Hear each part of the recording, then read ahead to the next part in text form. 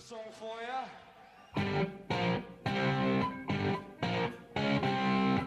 You're listening to Deep Purple Smoke on the Podcast. I will do one episode for each song the band recorded in the studio.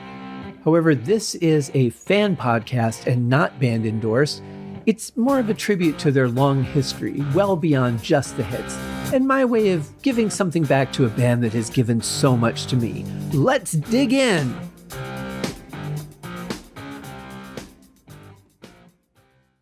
Hello and welcome to another episode of Deep Purple Smoke on the Podcast. I am your host, Scott Haskin, here with my good buddy from the Deep Purple Podcast, the OG version, John Mottola. John, how are you? I'm doing great. It's always a pleasure to be a guest on the bogus Deep Purple Podcast. Well, it's always a pleasure to have hijacked your idea.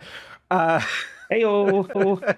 Before we get into today's episode, and we're talking about the song Lalena from the third Deep Purple album, I want to give a quick shout out since I'm recording out of order, so this will seem kind of out of sequence as you guys are listening, but a quick shout out to my two patrons, Corey Morissette and William, my buddies. Thank you very much for your support. Love it. And, William was a supporter of the Uriah Heep podcast as well. And I kind of, it's nice to see people like follow you and become a fan of the things that you do instead of just the thing that you do. I feel like if you and Nate did another show, or if either of you started a show with someone else, like I have a feeling a lot of your fans would come with you. I would hope so. I mean, I know that a lot of people got into the show because of they were looking for a Deep Purple podcast, right? Which is how Nate and I created the show, because the story goes that Nate was searching for a podcast about Deep Purple and he couldn't find one. So he was like, I can't believe this doesn't exist. So he made it so. But some of the comments that we get and some of the ratings, they also talk about how they like our approach, or they like listening to our stories, or even one of the tiers that they created, the Deep Thoughts tier, Right. which has to do with me not remembering things. I mean, that just kind of goes to speak to the fact that people enjoy, I guess, our interaction with each other, our personalities, what we bring to it. So yeah, I mean, if we decided to do a non Deep Purple type of thing, but with it maybe in the same genre, like something that had to do with music, I would think that a lot of people would be interested. I know you would. Oh, absolutely. It's funny. I was just saying on a podcast last night that there's a couple of shows that I listen to. I don't even care about the topic. Like I might not like the band, but I love the passion that the hosts have for the band. Yeah. And I mean, I like supporting my friends. So when my friends do a podcast, I like to, listen and support that. But I a lot of times it's just the enjoyment of listening to the host. It's like sitting down with two friends at dinner and not saying anything and just listening to them talk. Oh yeah. And it just happens that I love Deep Purple, obviously. And I found you guys for the same way that Nate decided to start the podcast, because I was just looking for interviews and didn't even think about there being an actual Deep Purple podcast. And there is one, but it's a religious-based podcast, and I don't really know how they came about that title. But I found you guys because I was just looking to see if there were any new interviews out there, and I saw there was a podcast. I think you guys only had a couple episodes up, so it was really early on. I think maybe 2 or 3 episodes in. So it was really early on. If we were the OG podcast, you were the OG fan. yeah, it's definitely in there pretty early. For real, but what I love about the story though is that I didn't like the show. I was like, God, who are these guys? They don't know what they're talking about. Because I mean, people, and I have to admit, being guilty of this, people take a really weird ownership over the things that they like, especially when it comes to art. And I remember, like in high school, there were not a lot of Deep Purple fans at my high school. Everybody was Metallica and Megadeth and, stuff that I didn't even get into Metallica until Master of Puppets. So for me, there was like really no one to talk to. So I kind of felt like Deep Purple was my corner. Hmm. Yeah. And as you realize, well, yeah, they're one of the top selling bands and they're pretty much very historical importance here, but because you get isolated, you feel like they're a band that only you really know about, and it's really weird how polarizing that becomes.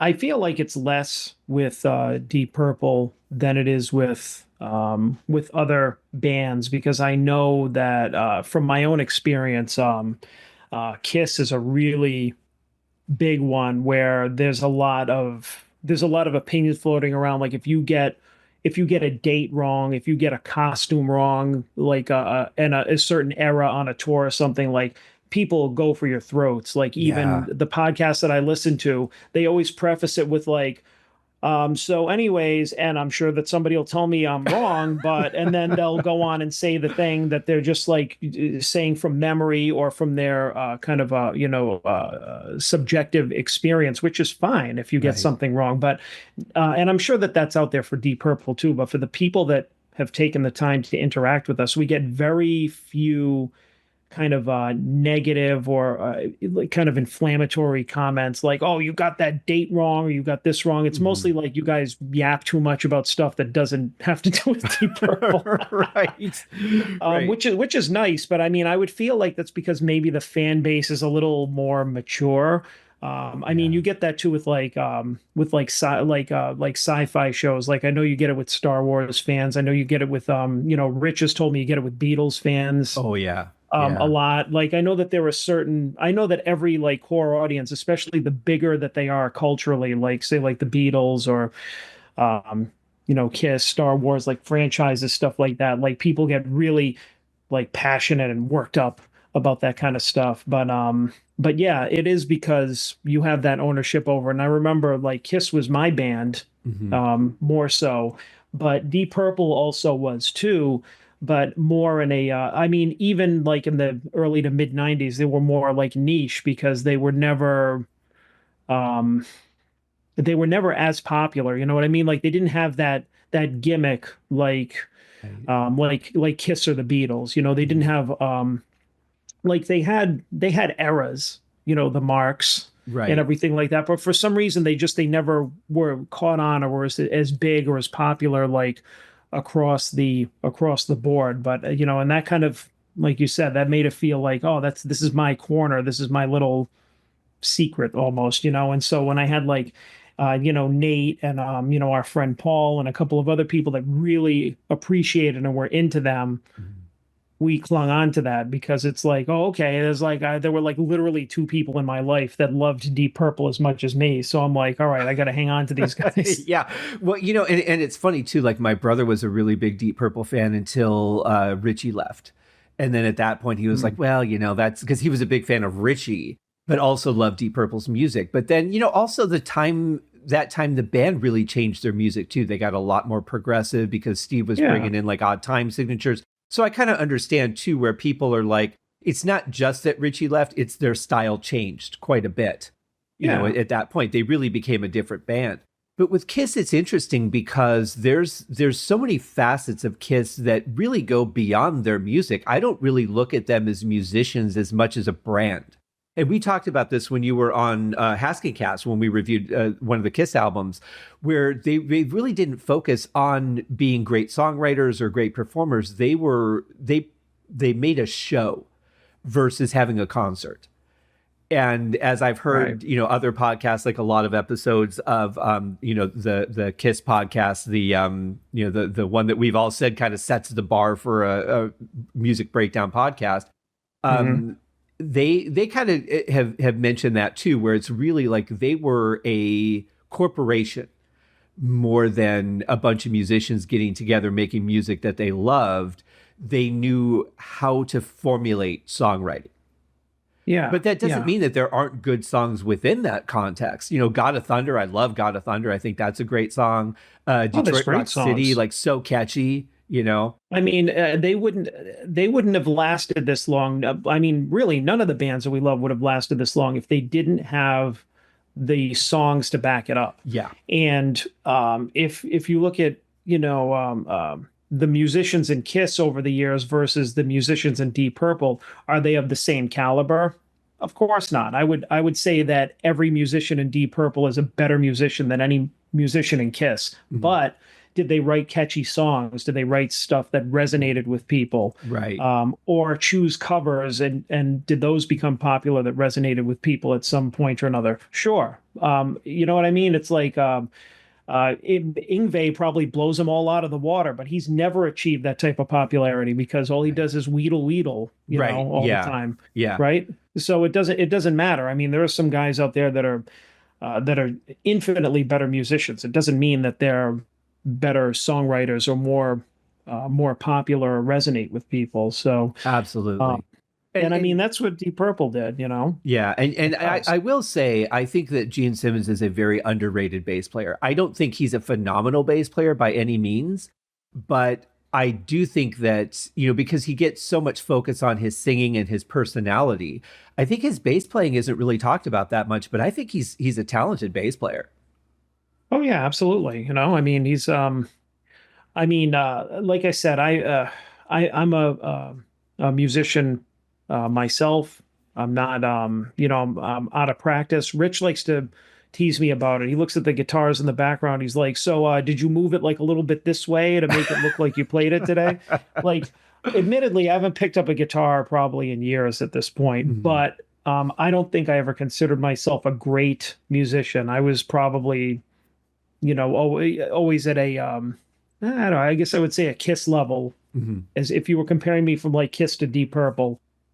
So I was never that great, but I always the reason that I can talk about songs and music and everything is just from what I can understand about music from actually picking up and holding and playing a guitar, despite my level of proficiency, is like I kind of get how some of the stuff works. Sure. And some of the coolest stuff I always thought was the really simple stuff. Like for instance, like Richie's playing, right? Like a lot of his riffs or the stuff that he does is so simple that kind of like that I remember because he'll play on the octaves, Mhm. right? If he does like his like Smoke on the Water, right? If you listen to the verse, he's basically playing like he's playing an octave, Right. you know? Mhm. And I mean, and that's like I could do that, you know? And I have Right. like no training whatsoever. But I mean, Richie can also do things that like I could not even fathom. Yeah. But I mean that, that kind of thing just makes me or made me appreciate music more and have a better understanding of it, despite, if I could do it or not. You know what I mean? Like I know Yeah. what like sweep arpeggios are, and I Mhm. know the difference between like a neoclassical metal and blues based, and some people don't know that kind of stuff. So even a like kind of a basic understanding of music kind of helps you with that. So Well, and you've written songs, you've recorded, so you've got a certain yeah. expertise from those standpoints. But yeah, there is a big difference from people that just enjoy music and have never been on the inside of it, whether it's to a high degree or to even an entry level degree. Like I think about people in high school band have a certain understanding of music construct and performance and playing together and how that unity is that people who have Hmm. never picked up an instrument can understand to a certain extent, but have never felt it. And there's a big difference between understanding and feeling, Right. you know. Interestingly, though, speaking of Richie, one of the, I think, the greatest inventions for Richie was the Boss. I think it was the OC2 pedal, which was the octave. I could have that name wrong, but there was an octave pedal that came out. And when they did the last Rainbow tour with Joe Turner, they did a concert with an orchestra and they did the Night Symphony, and that version can be on found on Final Vinyl. And he does the opening with an octave pedal. I'm like, wow, that just sounds so cool. And it's a lot less effort to play it when you have the pedal doing the octave for you, Yeah. Yeah. and I'm sure he could play it if he really wanted to, but uh, I just love that sound. And that became something that Richie actually did more than I realized as that's the thing that's cool about doing these critical reviews is that you get into the song and you hear things that you never really noticed before. Like I didn't realize the cowbell on Man the Address was also doubled by another sound until I really started like listening to it critically because Hmm. there's a big difference between a critical and a casual listen. Oh yeah, definitely. I mean, some of the episodes that you've done so far, some of the stuff that I mean, I've heard you say this a couple of times on these episodes. These from mostly, yeah, I think I'm through the first album. It's a lot. I mean, you put a bunch of 20-minute long episodes together, it still equals a lot of Oh listening. yeah. But but you've already conveyed that sentiment, and it's true too. So it's like you'll stop and you'll be like, oh, I got to go back, listen to that fill that hmm Pacey did, and it's like, yeah, I mean, you don't notice that sometimes unless you're really listening or you stop and you're talking about the song. So yeah, this is good that we're doing critical listens because you get to pick up on a lot of stuff that when you're listening with your heart, you don't really think Right. about it. Yeah, exactly. And being someone who appreciates all the musicians that have come through the Deep Purple camp, I want to appreciate everything that they did in that time. And I'm Hmm. glad I'm finding things that whether I've listened to a song 100 times or 150 times that I've never heard before.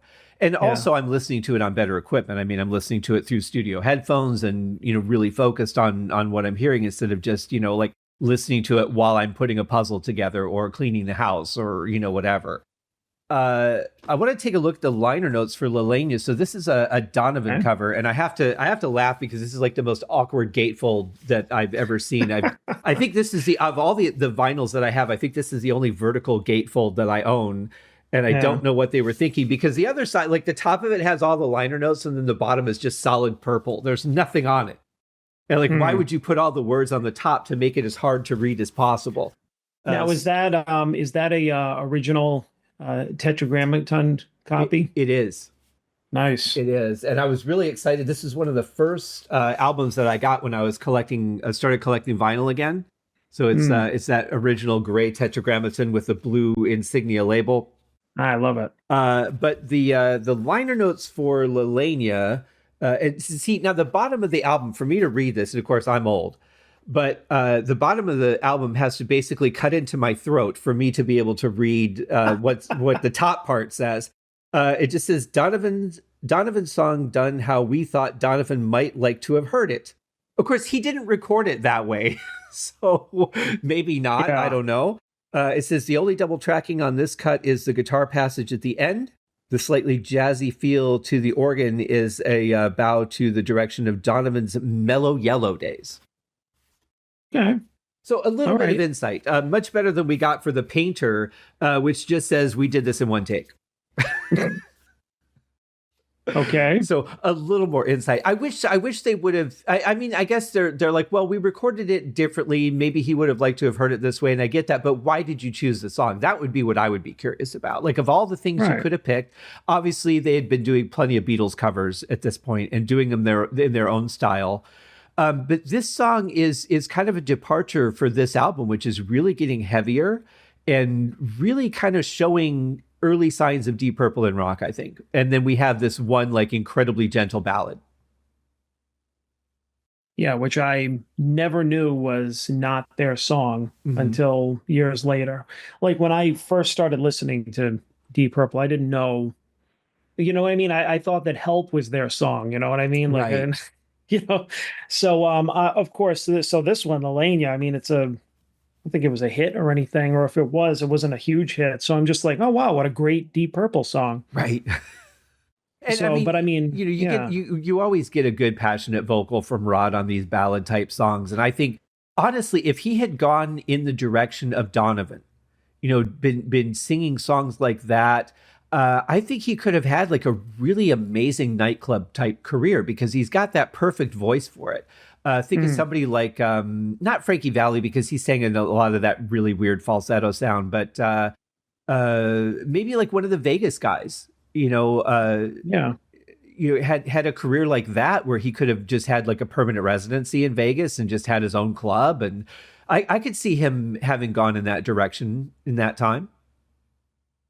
Yeah, Rod, absolutely. Yeah. But he didn't. And now no one knows where he is. Well, we know where he is, kind of. But it'd be nice to hear from him and know that he's happy and okay. But I do greatly appreciate this era of the band. It's very different from where they headed. production wise, musically, everything really changes shortly after this album. But I love the Mark One stuff. There's there's a little bit that I think you can attribute to youth and lack of a producer or record company direction. Some of the intros are a little bit long. The sound effects on the first album are a little bit weird, having these just unrelated sound effects opening up every song. But it was also a very experimental time in music, and I feel like everybody was just trying to make their own way and stand out a Yeah. little bit too.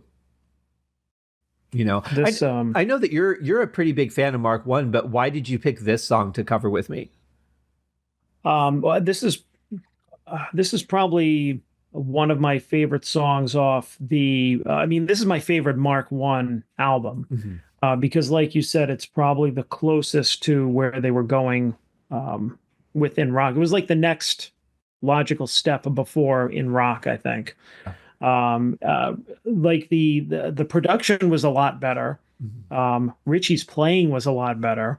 The songs were a lot more straightforward, I think. Mhm. And I was thinking like, yeah, I like Chasing Shadows and The Painter and even April, but I'm like, those are all obvious choices. So what I'm trying to pick out is like songs that I could do with you, or a song that I could do with you that I really enjoy, that's not maybe on the heavier side. And I Mhm. thought that this one was really interesting because I always really like this song. Like there are several songs on this album that I like. So Yeah. Yeah, Chasing Shadows is a big one for me. Blind is another one that I just like. I'll listen to those two songs over and over again before I listen to the rest of the album, just because I enjoy them so much. yeah. But I wonder too, because I think this is the album where Richie really comes into his own. I think he really has Hmm. kind of decided who he wants to be as a guitar player. He's found his style. I think he had some good stuff on the first two albums, but I feel like this is where the band really kind of came together. They've worked together for a while now. They've toured around. They really are at a point where they've become, I guess, defined would be maybe the best way to phrase it. And I think the only sad thing is I would be curious to have known where they would have gone from here, like what album four would have sounded like when you compare the progression from Shades of Deep Purple to Book of Taliesin to this album. Like I really wonder what the next album would have been like.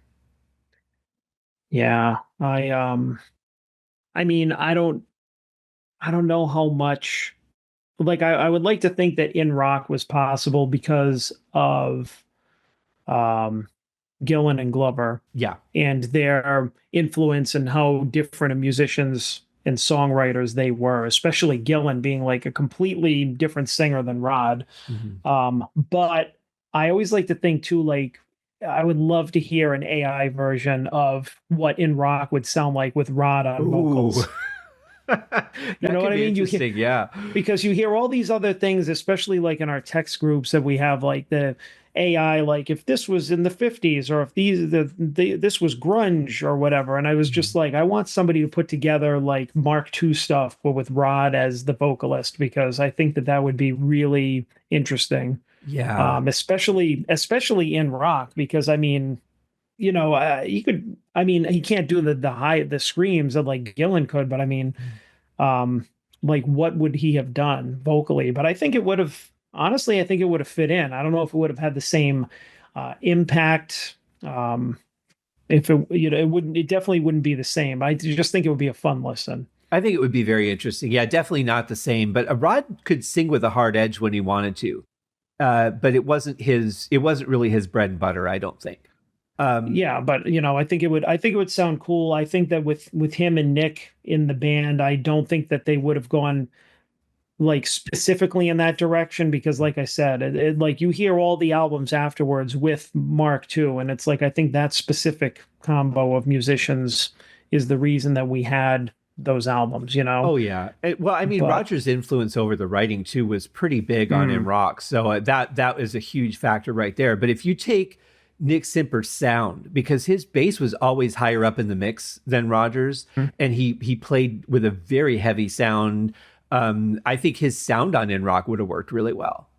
oh yeah, I think so. Yeah, I don't know if he would have or could have written it, but I mean, I think his sound would have definitely worked because, as you pointed out on earlier episodes, he had that you could really hear the attack on his bass Yeah. more than you could the low end. And I never really I knew that by listening to it, but when you kind of um, when you put that into words, I was like, yes, that's exactly the right way to think about his bass playing. Is like you really hear the attack, like he was really Yeah. like he was like really picking hard on those notes. He was like literally a heavy bass player. Very much so. And it's interesting because with Roger, even though he does play with a pick most of the time, you don't really hear the attack as much as you do just the tone of the bass, which is more typical. There's times where you do, but for the most part, you hear the sound he's playing, but you really don't hear that heavy attack.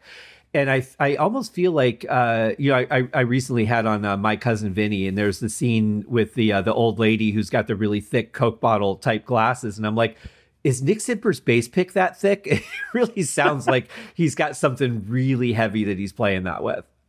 Yeah. Yeah. I mean, that could also come down to their playing styles, Mhm. production, you know. Yeah. The other thing that would be a factor too is going from 1969 to 1970, where you really saw the end of that psychedelic type sound, and really, with Zeppelin and Black Sabbath really heading to what was really the beginning of hard rock. So I think if Mark One had continued on to another album, I think it would have sounded very different from this album, just because of the trends in music alone, let alone the direction that Richie wanted to head in and all that as well. But I think just the Hmm. natural progression would have been a much heavier album. So I don't Yeah. know how well Rod would have wanted to fit into that. There was a lot of rumors about his kind of disinterest because he wanted to get into acting. He had met a girl, that Hmm. sort of thing. And then with Nick, I've heard the reason was he didn't want to go in that direction, although it doesn't seem like he was even asked. And then I've heard them say that he couldn't do it. So I really don't know. I don't think he couldn't do it because we hear how progressive his playing is even on Shades of Deep Purple. When you listen to songs like Mandrake Root or this album, listen to Chasing Shadows. He definitely had the chops to be a progressive bass player. So I don't really know what it came down to. I have to wonder if it was just Roger showing up to the session playing on Hallelujah and being like, "Okay, this we like this guy. Let's hit him while we can get the singer." Yeah.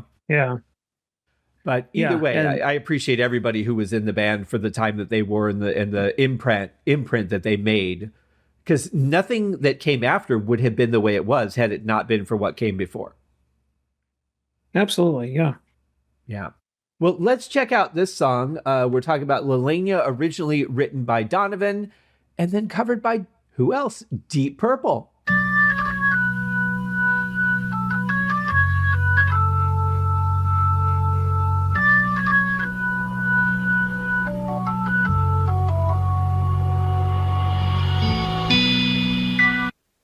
I love the sound of the organ. Yeah. Me too. It's It's very what's the word you would use or description you would use? I would say it just has a gentle emotional feel to it. Yeah. When Yeah. he I would say. introduces the Yeah. beast later on, I think some of his performance gets a little bit buried in the distortion, and I like that we can really hear what he's playing. We can hear the depth of it down to the key clicks, and it adds to the emotion of it for me. I hear um I hear like the room reverb Yeah. in that. Like you know what I mean? Like I picture him being like in this little booth, just with the amp just playing it, very intimate sounding. Hmm. Yes, intimate. That's a good word. I like that. Mm. I think too. What's interesting about like Book of Taliesin and this album compared, especially to Shades of Deep Purple, is it's not drowning in reverb. Yeah, I like that a lot better. Yeah, I mean, I'm a big fan of reverb. I use it all the time, every day, actually, in my life. But I like being able to just hear what's being played, as opposed to hear the tale of what's being played. Right. Yeah, and I like this just little gentle bits that we're getting from Richie in the song. It's so weird because after this album, there's so many songs in Mark One where he kind of lays back and just plays a little bit of rhythm or just puts his little touch on a song. Whereas after, in Rock Starts, he's dominant. and Hmm. kind of all over the place and not really laying back and playing rhythm without the lead. Whereas in this Mark, a lot of times it's just he's really supporting John. Yeah, yeah. I mean, you still hear that a lot in this album. I mean, even when we get to the solo, it's a keyboard solo, not Mhm. or an organ solo, not Richie. Right, exactly. So let's hear where it goes next.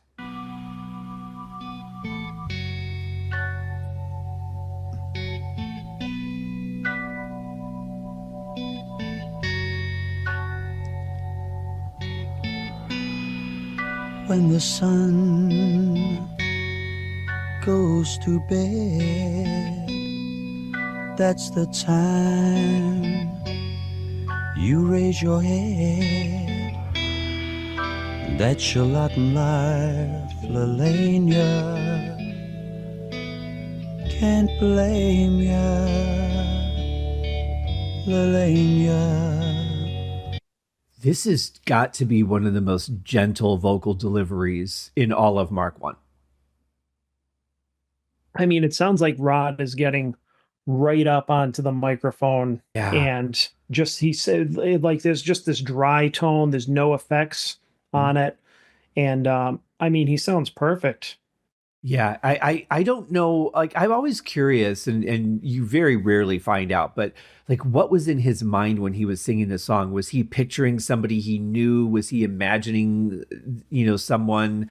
Like, how is he getting this level of emotion? There's also one thing that I like behind it is, we were talking about Richie, Mhm.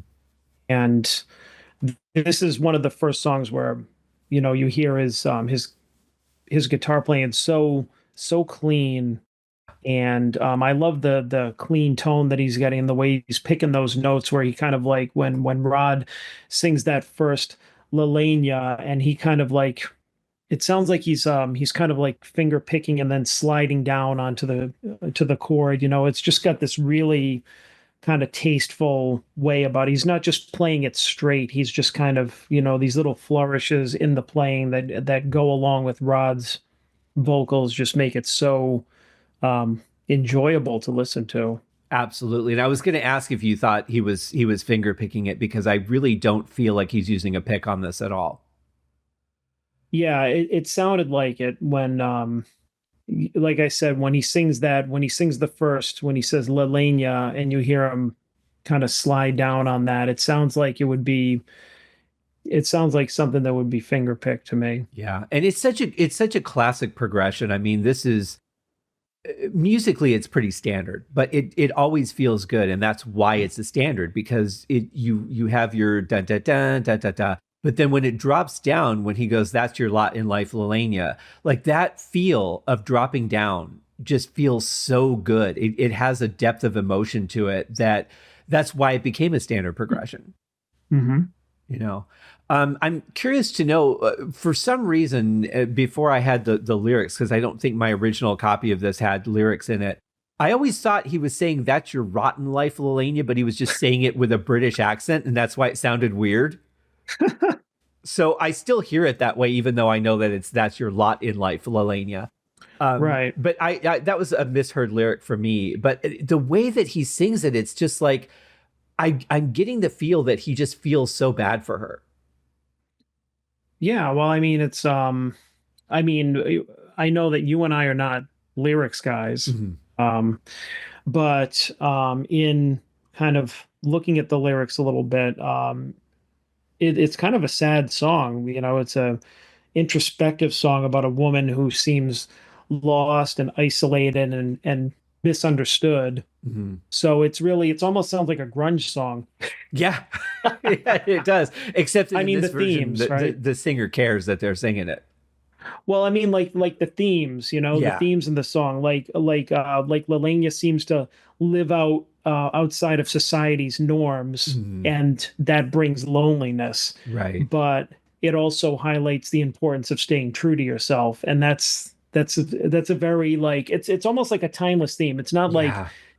the first thing that jumped to mind was like grunge, but I mean, it's also like if you think about every band when they're young, like that's kind of the whole like I'm an outsider, I'm isolated, but I embrace my uniqueness. I mean, that's Mhm. that's every young band just kind of like that's their thing, is because everybody thinks that they're an outsider when they're in their teens and 20s, and those are the themes, Sure. Yeah. that are present in music. So I mean, I think this is who Lalena is. Very good point. And speaking of, staying true to yourself, this is a band that, I don't know what the rules were in Mark 1, but come Mark 2, when they were taking photos, if they didn't feel like smiling, they just didn't smile. If they felt like smiling, they smiled. Like they were very much, here's the mood we're in right now, and that's what you're capturing. Right. And I like that because it wasn't about, well, we're a hard rock band, so we have to be angry in our photos, or like they were just, here's what you're taking the shot, here's the moment. Mm-hmm. And that, I mean, how could you be any truer to yourself than that? Exactly. Yeah. Let's get back to the song. Atitat, la-di-da. Can your heart get much sadder? That's your lot in life, Lalena. Can't blame ya, oh Lalena. Even when Richie's playing the same note over and over, it sounds different because he like just puts different pressure on it every time, and it makes it interesting. Like this guy's just such a great performer. Yeah, he definitely hit a stride on this album. Interestingly, he goes, the line, can your heart get much sadder? I kind of feel like if this song came out today, that would become a meme and people would be like, oh, game on. I can get way sadder than this. You just wait. Yeah, because we live in a really weird society now where people find the strangest reasons to cling on to something, and I just feel like that would be like the new Instagram challenge or TikTok thing. It was like, hey, I'll drop frozen water on myself if you donate money, but since I said I was going to do it, even if no one donates, I have to do it anyway, making the whole thing completely pointless. Yeah. But that's a new thing, and I just feel like with all these weird little, things that become trends, I like that would just be a thing now. Yeah. Run your hand through your hair, paint your face with despair. That's your lot in life, Lalena. Can't blame ya, oh Lalena. Of course, we're getting the addition of Ian Pace here, and he's playing a very interesting non-standard beat. He's playing the rim shot instead of the snare, but you're only getting that rim shot about half the time that you would expect, which I think adds some drama because you're getting extra kicks instead, which I think is a pretty cool rhythm. I think he does a lot of cool rhythm stuff in this. And as you can see, or very subtly, there's a little reverb added into Rod's vocals, because at first, before Pace comes in and the song is building it's like it's layering, it's building. So now you have Pace in there, the beat's picking up a little bit. And now there's, instead of hearing, Rod and John and Richie all kind of like up close, it's starting to like expand a little bit. You hear a little echo on Rod's vocals. You're hearing a little bit of that drum beat, so you can tell that the song is starting to pick up a little bit. Mm-hmm. Yeah, exactly. But what I'm not hearing, and tell me if you are, I'm not hearing Nick.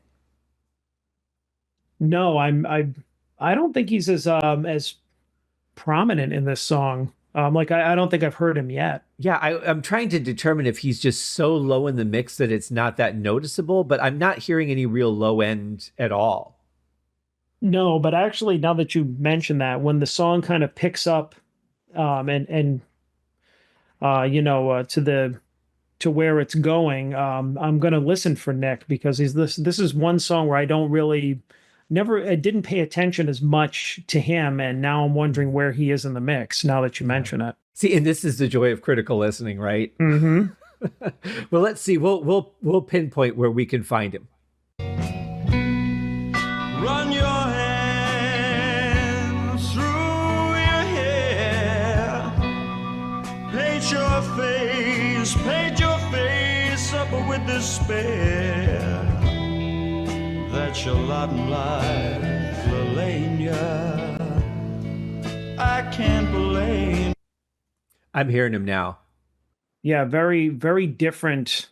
I mean, this isn't really a song that he can be busy in like Yeah. some of the other stuff that we're just like, wow, Right. whether we love him in. So, I mean, this isn't a song where he can just start going off. So, yeah, I mean, it makes sense that he's kind of hanging back a little bit or maybe doesn't have as much to do.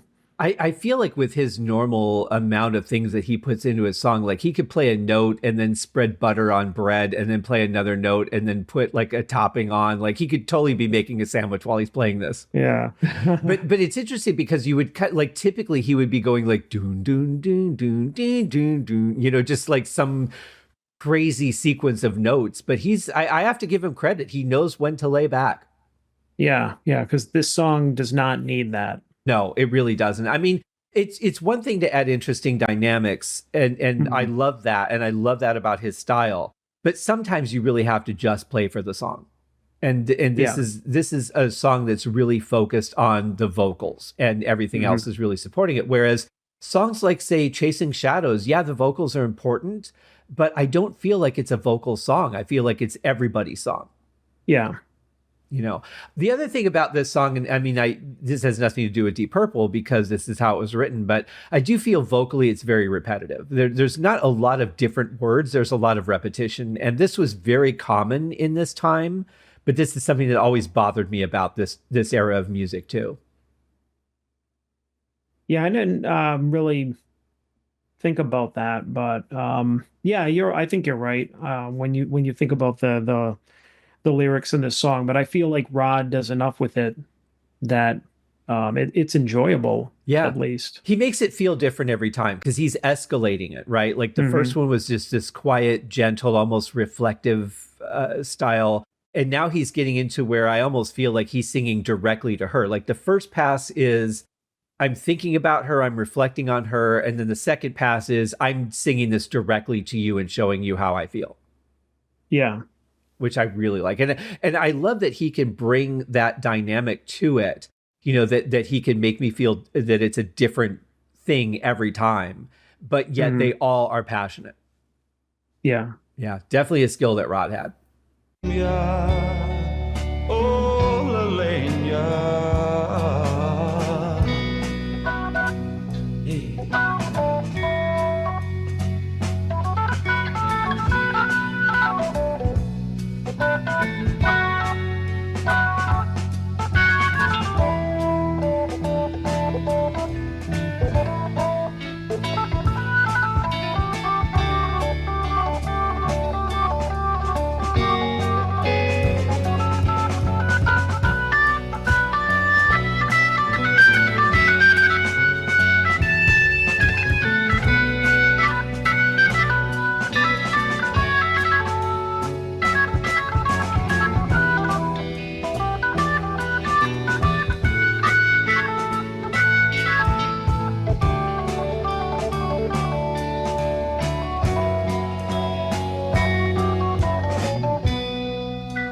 I mean, what a killer solo. Oh, yeah. I mean, that's so much great about that. Yeah. Well, first of all, going into the solo, you have Rod going, yeah. Yeah. And I talk about that as someone who's done a little work as a vocalist back when I could sing. I was not the kind of person who was relaxed enough to be able to throw things like that in there. I was very much here's the words, sing the words. You know, only on my comedy album did I let loose a little bit. But I admire people that are relaxed and comfortable enough to be able to just, this is what I'm feeling, I'm going to put it in the song. Yeah. And I mean, I think that it fit in really well because it was kind of like, it was kind of in the background. It wasn't like he went, yeah, or here it comes, you know. Right. Yeah. Take it away, like, John.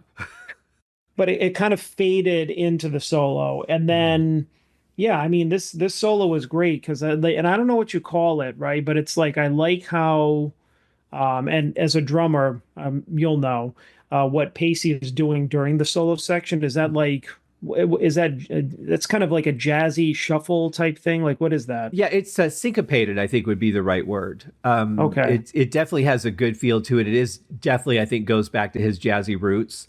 Yeah. But it's yeah, it's just it's just like this wave of percussion that just kind of carries you along throughout the Yeah. solo. And then in John's solo, you've got he almost does what Rod does, where the first half of it is a little bit gentle, and then the second half kicks in a little bit heavier, but has that same emotion, but with a little more intensity to it. And I love that he followed that style. Yeah.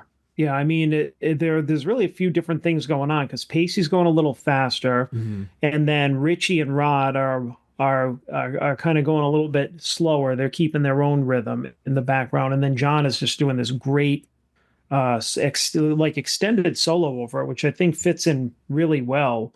It just again blows my mind like how organ heavy Mark One Yeah. was. And I mean, I never hated it. You know, I mean, like I said, John Lord was the guy that showed me that like a church organ sounding instrument could be heavy. Right. Because when I heard that tone, like before I knew what it was, like when I was a kid and everything, I'm just like, Jesus, like I didn't know like keyboards could be that heavy. Yeah. Yeah. So, and I was like drawn to it. I thought like, oh, that's so cool because it's basically just like, it's like a guitar. It could be as heavy as a guitar when you're wailing away on it. So, I mean, and when it's emotional and soft and introspective like this, it's great too. Just like a nice, quiet, emotional guitar solo. Exactly. And it's interesting to hear Richie laying back so much, Hmm. because even a lot of times as it goes on, and especially when he gets into Blackmore's Night, it's almost like he's constantly soloing. Hmm. Even when there's a rhythm to be played or somebody else playing a solo, he's just kind of like, I'm just gonna play what I'm gonna play, and you can do whatever you want over it. And here he's just so I don't want to say generous because I don't think that's the word, but he's definitely playing for the song here. Hmm. And it's really interesting to just hear him lay back so much. Yeah. Yeah, I do love the sound of the organ though, especially in this section. I mean, I mentioned it in the beginning where it sets the tone for the song, but in this solo, it really comes through. You can hear every trill. You can hear when he just raises a note that sounds like he might not have even meant to have hit it, but Yeah. you just get like a little touch of it. And you can tell like he's not hitting the keys hard. He's just very much, hand right over the keys and just pressing down on them instead of like, really hitting them hard like he would in say like Pictures of Home or something like that. Yeah. And I just love that style of playing. I wish they would have gone back to that once in a while as they've gone on, because once they got kind of hard edged, you really didn't hear solos like this anymore. Yeah. No. Yeah. But this definitely defines the Mark One era for sure. Hmm. When the sun goes to bed, that's the time you raise your head. That's your lot in life, Lalena. I can't blame ya, Lalena. Oh, Titsar, oh, so lordy-da. Can your part ever get much sadder? That's your lot in life, Lalena. I can't blame ya, oh, Lalena. Oh, Lalena. I just want to stop it here because I love that Hmm. Ian Pace went back to that jazzy playing through the last verse there. It definitely added a different dynamic to the song without making it aggressive or heavy. It still has that gentle tone because of he's not hitting very hard. But I like that it kind of just souped up the feel of the song a little bit too. Yeah. Didn't he like toward the end, did he do like a little drum roll? Yeah. Or fill or something like that? Like I heard a little something, like you said, very, very delicate. It was like, you Yeah. know, Yeah, exactly. not, And I love it. You don't get to hear him playing like that a whole lot. yeah, no, I mean, really, really all these guys, because I mean, you hear a lot of emotion in this song, but it's like they're keeping it under the boiling point. Like nobody's really attacking or going after their instruments are playing really hard, but there's a lot of emotion in what's going on here, but they're keeping it restrained, you know. They're not like Richie's not like, you know, like striking a chord like as hard as he can or anything. Right. You know, even like Nick, we're just like we could barely, you have to listen for his bass. Oh yeah, that's right, because you don't hear him like plucking away like he usually does. Yeah. And I'm So wondering if he's playing this without a pick. um yeah, it could be, or they could have just, you know, mixed him down. Hmm. Yeah, I'm just not getting the attack that I'm used to hearing from him too. So it almost feels like he might be playing finger style. But have you ever seen? I posted this a couple of times over the years, but have you ever seen the video called "Korean Drummer Steals the Show"? I don't think so. Okay, so there's this band, and they're singing the song "My Way" by Frank Sinatra, which was featured at the end of one of the seasons of Cobra Kai, by the way. Hmm. Okay. I think it was season 4, at the end of season 4. But it's you know, it's a very gentle song. It has a passionate vocal because it's a very like an empowering type song. But the song itself is kind of this like slow burn, right? But this guy, this drummer, I don't know what song he thinks he's playing, but he is the most animated guy. And he's like at one point he's headbanging. He's just like he's not he doesn't look like what he's playing at all. And I kind of imagine this is like where Ian Pace is heading because he's playing this like really jazzy, fun stuff on top of this melodramatic song that almost doesn't fit, but he just takes it to the level where it's not crazy enough to go too far. Like I think it Yeah. stays within the context of the song, but it's certainly not what you would expect to be played behind this kind of a song, Hmm. you know. But yeah, Yeah. if you ever get the chance, check it out. It's absolutely Okay. hilarious. Like the first couple minutes are pretty mellow, but then he just like I don't know what possesses him during the song, but he just kind of loses it. I love it. Yeah. So yeah, send me the link later. I will. It's absolutely hilarious. But and then Rod's vocal, I mean, going into this higher part, and I mean, I think this is one of his best performances of all 3 albums. Hmm. No, no, no, Lalena. I can't blame ya. I can't blame ya, Lalena. Oh, Lalena.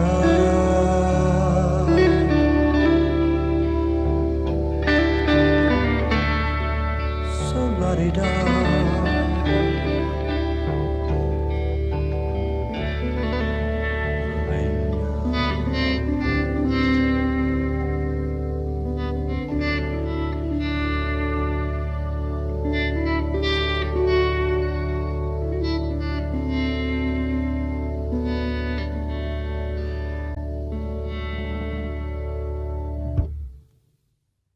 A little gentle drum ending for me and Pace. What Yeah. is so? I love that sound when Richie kicks in with the distorted guitar. Is that a volume pedal that he's using, or is that a wah pedal? How is he getting that sound? Do you think? It sounds like at the end of it, the very end, it sounds like he's doing the volume swells. Which to me sounds like when he is I'm trying to think. It's like what's the it's a song on I mean he's done it in concert a lot of times. He's done it. I did it on Fireball on I think it was like the solo on Fools. Yeah, yeah. So where he kind of like mimics like a cello, Mhm. which I mean is basically him like hammering on to the note on the neck and then like having the volume all the way off and then just like tweaking the knob, like turning up the volume and turning it down. And like while he's moving his left hand and he's hammering on with those notes, he's controlling the volume knob with his right hand. So he gives it that kind of like swelling type of thing. And I feel like that's what he's doing here. That's what it sounds like because it's a very kind of like um sounds like a very in and out type of thing, like where Yeah. he goes like yeah like it does have like give a lot of like volume swelling, very kind of a cello-ish type of vibe, which I know that he was into. And that you really didn't hear this kind of stuff from him this early. So this is another thing that kind of touches on some of the techniques that he uses a lot more later on. And I know that that Morse used it too, actually, Hmm. later on, the volume swells, which was good because I mean, really fit in with Purple style. But Yeah. yeah, I think it was very appropriate here because it's something that when we're done talking about it, we can maybe um, I have thoughts about the comparisons between the original version and this one. Oh, okay. But yeah, this is a really just a great kind of I don't know, emotional, I guess you could say, way to end the song. Yeah. And then and like I always liked like you said, that kind of like the little I don't know what the little just a drum hit that Pacey does at the very end. Hmm. I always thought it sounded like a mistake, like he accidentally like hit the bass drum and then they like turned it off and they're like, oh, all right, we got to keep it in. Right. Yeah. Yeah. Or they But I forgot feel to like mute it out in the final mix. Yeah. Yeah, but I feel like it sounds very intentional now. No, But you know what's but interesting is that he doesn't hit a crash cymbal with it. It's literally just the kick drum and not typically you would hit like a kick and a crash to end a song and there's yeah, nothing. It's really definitive and not something that just carries out like you would have to wait for the crash to stop vibrating to end the song. You're just getting the kick. And I think that really works with the emotional level of the song because it just kind of it's just like a final punch. yeah.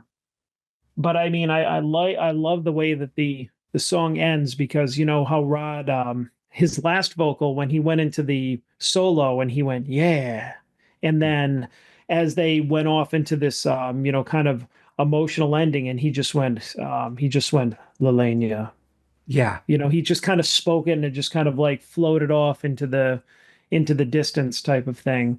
Mhm. And Yeah, it's really one of my favorite endings because it's like going along with like the I guess the theme of the song. It feels like I don't know, it's like finding strength in solitude, you Yeah, I know? can see that. I used to Because think that it went on too long. That they were like standing around looking at each other going, are you going to end it? Are you going to end it? Are you going to end it? And just like, I'm just going to keep playing until somebody says we're stopping.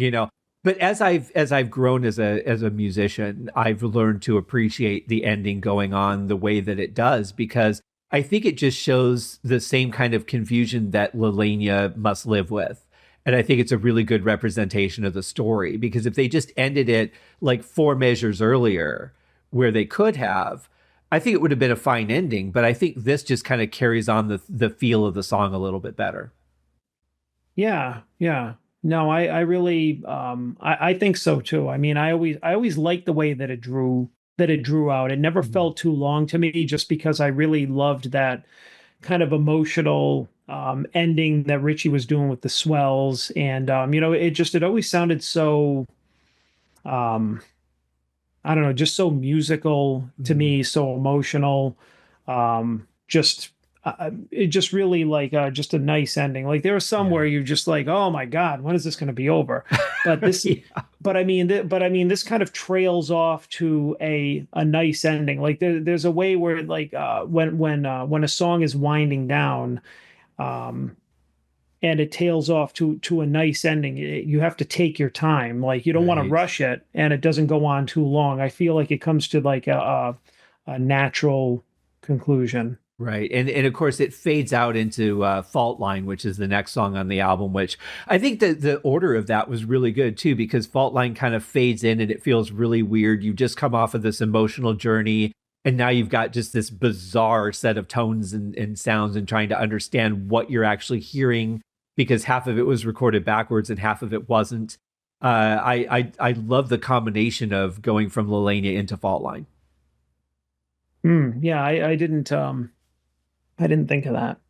Um, going into the next song, Mhm. but um, but yeah, like just I guess we're really focused on the ending, but it's just like I feel like the ending, like especially when you get to the Richie part too, it almost feels like seeking light in the darkness. It has almost Yeah. like this light feel. It's almost like, um, even though you're in a tough place, like remember that nothing stays the same. Like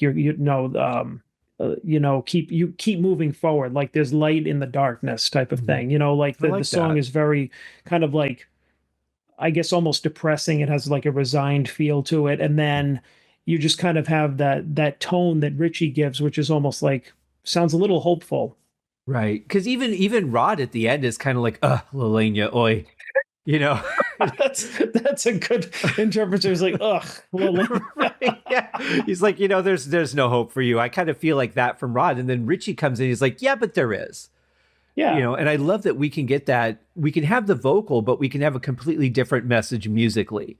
And yeah, I love that music can define how we interpret a situation without having to be told how to feel. And I guess that's why I'm not that big of a lyric guy, because I want the music to make me feel something.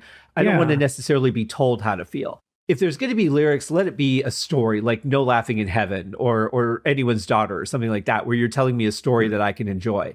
But if Right. it's going to be something that needs to make me feel something, just let me feel it. Yeah. Now, I am curious, and I mean, there's no way to know this because I don't think there's any documentation on it, but being that it was an extended solo for John Lord, I wonder if there was discussion about a trade-off that, John takes one half, Richie takes another half, or if Richie said, you know what, I'll take the ending and you can have the solo. You know what? I feel like I mean, I listened to it enough times where I'm like, I can't hear it. Like personally, I can't hear it in my head where a trade-off would have sounded good. Yeah. Or natural. Like sometimes you listen to a song, you're like, oh yeah, like this would have been interesting. Like I could like for instance, like the my AI theory here, I could hear Rod singing Speed King. You Yeah. know what I mean? Very different than Gillen, but I mean, I can hear it work. I can hear it in my head. I can't hear them trading off solos in this. Like, it doesn't sound natural. I mean, John could have done the end too. He could have Sure. done some little keyboard flourish or whatever, but I just think that what Richie did there was miles beyond what you could have done Yeah. with the keyboard, and again showed um, the the path that he was on, showed his future brilliance. You Well, and, know. and I think the fact that we have John doing the opening and showing us emotion and, a little bit of soloing at the very beginning, and then throughout the whole thing, Richie doesn't even do any noodling in it. He is Hmm. really literally just playing a rhythm and sounds. So I think if Richie had done a little bit of noodling here and there, it might have worked to have him do part of the solo. But since we're getting all the emotion from John, I think it's better that he just took the whole thing, even though Yeah. it is an extended solo, and then to have Richie come in and do something that wasn't flourishing at all, but just gave that emotion at the end. I think that really worked. I think the construction of this version of the song is just absolutely fantastic. Yeah, and I mean to get on to my next point is I did listen to the Donovan version a couple of times beforehand, and to compare and contrast these songs, and this song is miles beyond what he did with it. I think this version is way better, because and I mean it could be my own personal preference too, but I mean his is more of like a really kind of like minimalist, folksy, Right. like folk artist type of version, Mhm. and Purple's is like heavier but not heavy. It's like it's a building. It builds a bit more, and it's just more emotional. And I like Rod's vocals better because Donovan's got that kind of folk like English accent type of thing going Mhm. on, which is kind of um I don't know. I don't like it as much. And even when he says like, when Donovan goes into those higher parts, it's like Rod just sings them with more emotion. Yeah. And I mean, I don't know, just like even listening to this version, and we're talking about how the early production of Purple wasn't that good or whatever, it sounded like a lot of thought went into the production of this and the Yeah. building of this version, because even little things like the adding some some reverb to Rod's vocals, like as the verses progressed, and then pulling back on them and stuff like. I mean, that really that indicates that thought went into it, Right. as opposed to just like, all right, I gotta get this out here, like you 24 hours to record, Yeah. and let's just throw reverb on everything. Bah! Yeah. Right. Yeah, With the exactly. first couple of Well, albums. I think that's the thing is this is definitely, I mean, the mix is fantastic. Not putting the drums up too high in the mix, really letting us just feel them more than we hear them. Not putting Nick as high as he'd been in the mix on pretty much every single other song in Mark One. Not having that heavy bass sound. I mean, this is really a very well balanced song. And I Yeah. think, I haven't listened to the Donovan version in a while because I don't find it pleasing. I think there's two major components that are different. One is I feel like Donovan did that as a studio session. Whereas I feel like Hmm. Rod almost might have been the one saying, guys, we got to do this song. We've got to tell this story, because he sounds so passionate about it when he's singing it. And I don't get that from Donovan. I get very much here's some words I can convey, you Well, know? his version was from like a year before. Mhm. I think it was 68 and Purple's was 69. And it's Right. like his is like it sounds like a folk ballad. Yeah. It's very of of like a different style of music, like that kind of mid to late 60s folk movement type of thing. Whereas it's like Purple's was more a dramatic interpretation Right. of the song. And it's funny that it was like just, a year later. Right. But Well, I think that's the other difference for me is that I feel like so there's the vocal performance, but then I think musically, I think he had a backing track. He had guys that came in and recorded something for him to sing over versus there being a direct focus on the musical element of the song. And I think that's the other reason why I don't like Donovan's version anywhere near as much, because I feel like it was just a bunch of guys that came in, played the notes on the page, and went home. Whereas I right. feel like Deep Purple was in this room, they're all in this story together. Well, I mean, Donovan's had like this, it was an acoustic guitar. He had some subtle orchestration Mhm. in it. I mean, both vocal interpretations are, very introspective, but in different ways. Um, and I agree. This is like the music in the first one was, like you said, you had an acoustic guitar, you had some orchestra, I think some violins in it and stuff, which I mean is fine if you like that version. But I think that, you have all the musicians from Purple. You have the organ, the guitar, which by the way, I mean, like John's organ and Richie's guitar, very distinctive. Like even Richie laying back, Mhm. you can tell that that's Richie's playing, that's his tone, like even Yeah. though he's not doing anything crazy. So that puts like a distinctive stamp on it. And Rod's vocals are more I think expressive Mm. than Donovan's too. Yeah. Um, because even if you hear like the run your hands through your hair part where he kind of goes up and is a little more dramatic, if you listen to both of them, like Rod does it better. Yeah. Yeah, I agree. I mean, like I said, it feels like the difference between words on the page versus I've got to tell this story. And I mean, it just goes to show the quality of Rod Evans as a vocalist. Because whether you wrote the song or not, your job as a singer is to make the listener feel the story. And with Donovan, I almost feel like it's just some casual retelling of a story that he heard someone say one time. Whereas Rod, I feel like he knows this person personally. And he really just like his gut is wrenching for whatever she's going through. Yeah. And that's the biggest difference to me. And like I said, musically, like the rest is just a backing track versus a band that's like, we really need to help Rod tell this story. Yeah.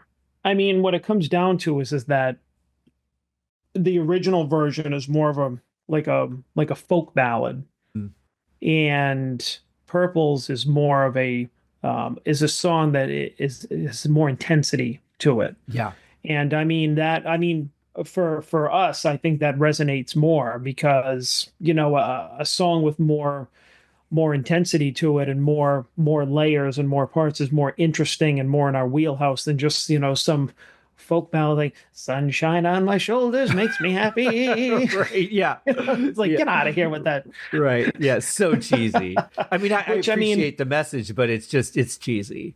yeah, exactly. And I don't like, yeah, I mean, it kind of comes down to, it makes me think of Bob Dylan, right? Hmm. It's like a bunch of good songs, a bunch of other people did it way better than him. So Yeah. it's, I think this is one of these songs where it's like, good song, and then in the hands of like a really young band, kind of hit it out of the park Mhm. with this song that I mean, really, I guess, no, to my knowledge, no big cultural significance to it. But I mean, if you're Mhm. looking at the two versions like we are right now, I mean, it's a great song, but if Donovan's was the only one that just existed, I would have been like, bap, next, and I would have Right. just never thought of it. Yeah. It's like whatever. But I mean, hearing Purple's version, I mean, I've always loved it Mhm. so much. And like I said, I always thought that it was one of their songs. And I thought it was very appropriate that it came after Blind, right? It did. Yeah.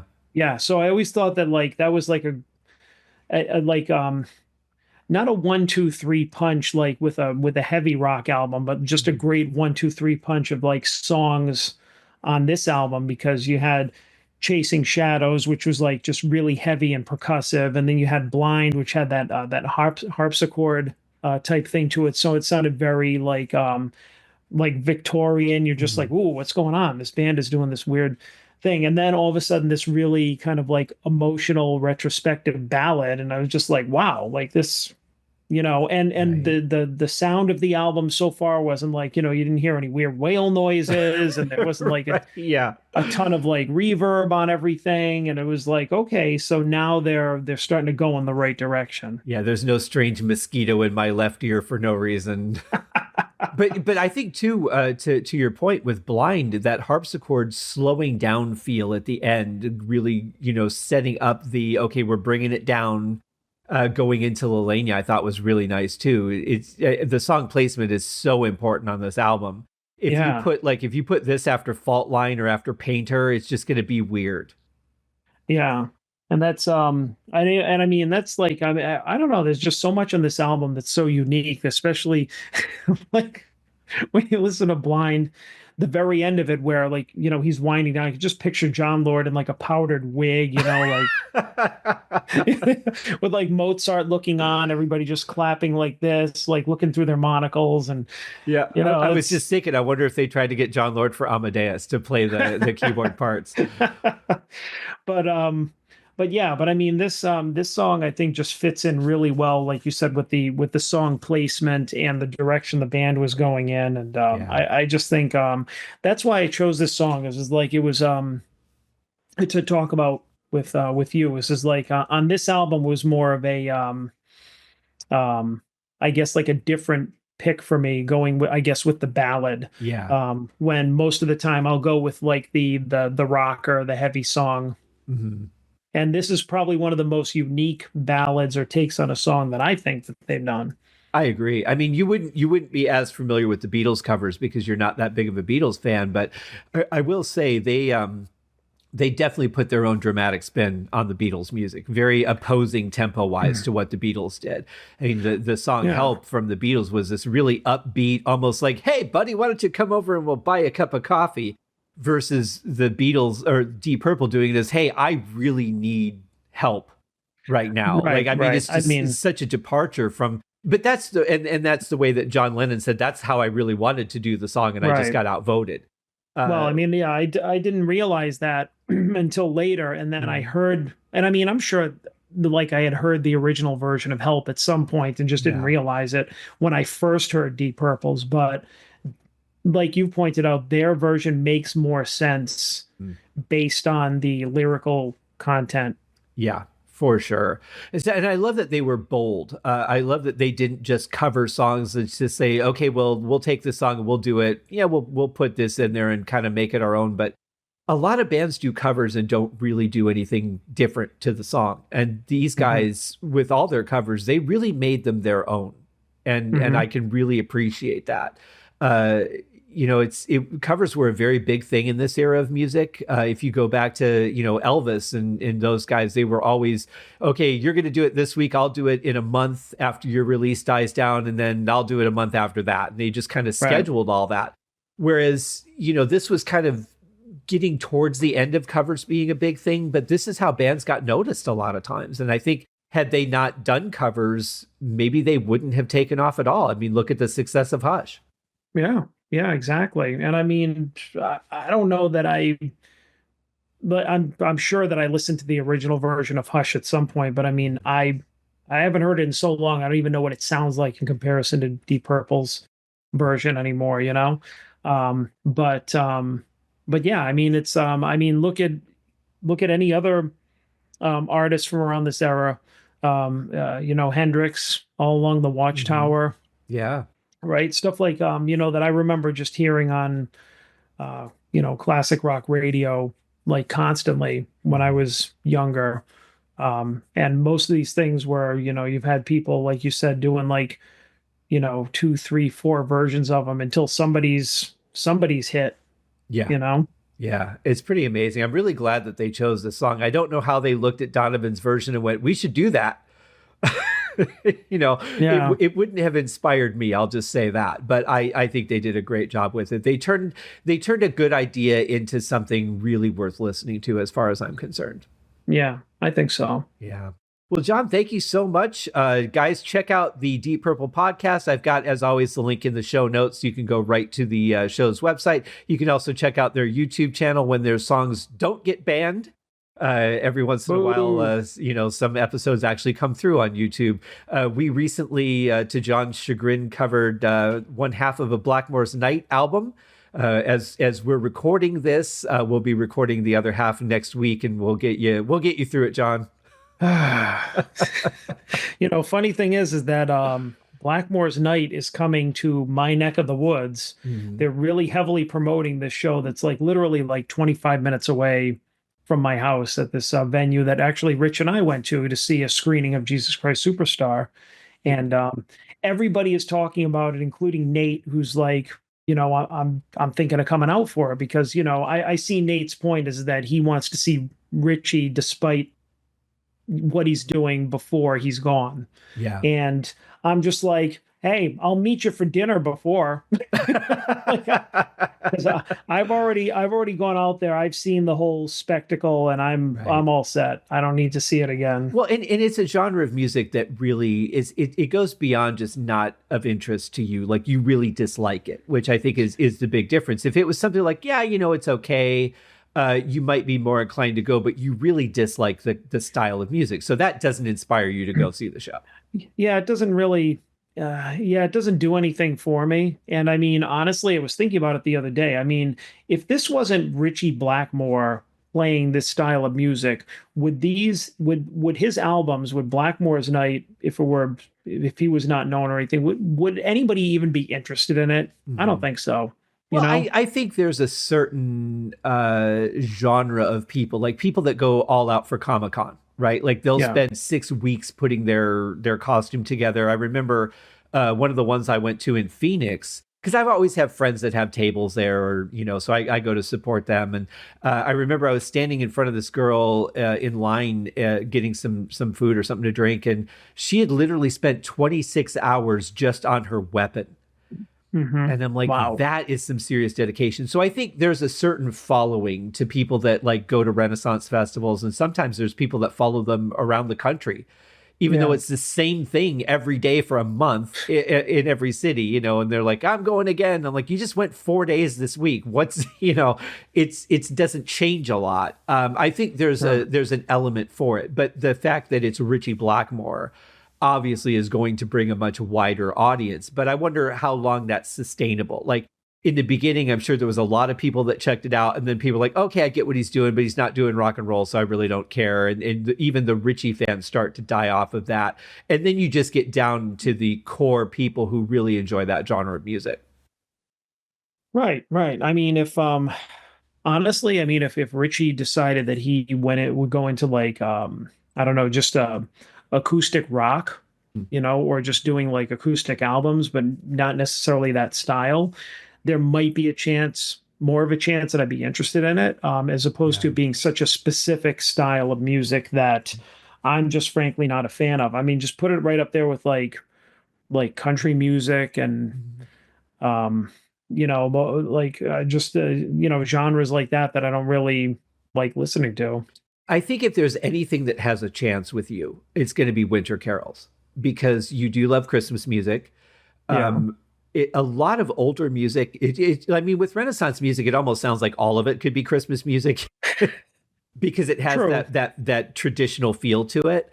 But I think if there's anything that stands a chance of pleasing you, it's going to be that. So I'm going to be curious when we get to that to see how you feel about it. We'll see. Yeah. But for now, guys, check out the Deep Purple podcast, John and Nate. Every week, every Sunday night, new episode comes out for, what are you guys on? You're over 5 years now, right? Yeah, I think this will be in April. This will be our 6th. Wow. Coming up quick. Yep, going into our 6th. Yeah. Yeah. So very cool stuff. I pop on the show every once in a while quite happily, and we'll see you guys in our next episode. Cheers. Cheers.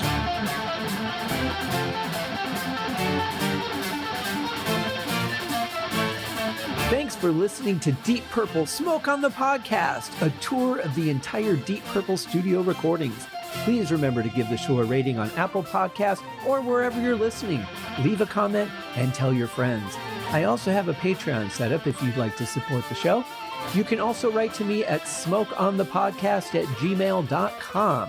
I hope you enjoyed the episode and thanks for listening.